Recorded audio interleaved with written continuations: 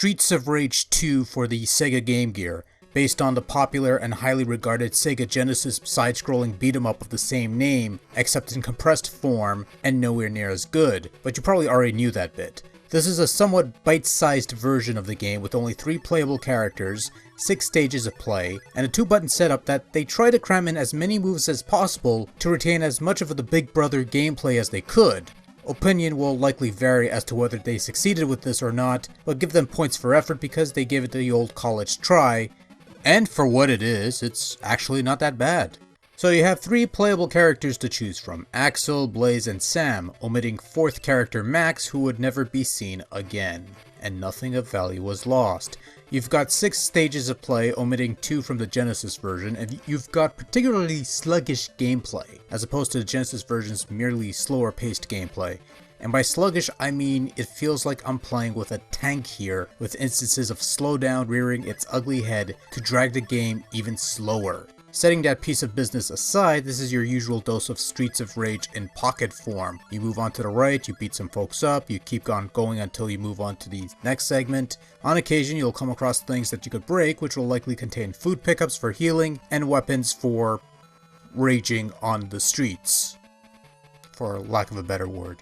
Obviously, control takes a hit here due to lesser buttons in comparison to the Genesis's 3-button setup, but they did manage to cram in the majority of special moves for each character into the setup for better or worse. There are button commands for specific moves, there are some charge moves, but most of the time you'll probably just end up mashing buttons hoping for some move to execute, which is not exactly the best course of action, but one that is more prevalent than not. In fairness though, controls are somewhat responsive and they do get the job done given how much they packed in 2 buttons. If you take the time to learn the specific commands for specific moves, you'll probably have more of a fighting chance against the gangbang of enemies, who seem a bit more relentless and a bit more aggressive here than in the console original. I'm not exactly an expert Streets player or anything, but I made it through the Genesis games well enough.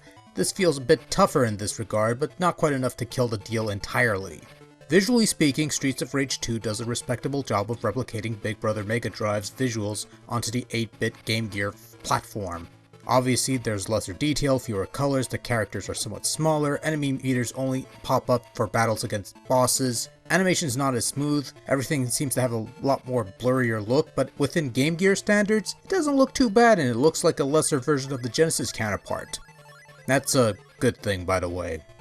It could have looked a lot worse, but it doesn't. Sound-wise, Streets of Rage 2 is alright. Sound effects are about as good as you'll get out of the Game Gear, and that's fine. Streets 2 catchy and superb soundtrack on the Genesis does get a nice treatment here, and while some of the melodies might sound a bit off in some places, it's still a rather respectable and pretty decent adaptation of the original Mega Drive soundtrack. Good stuff overall.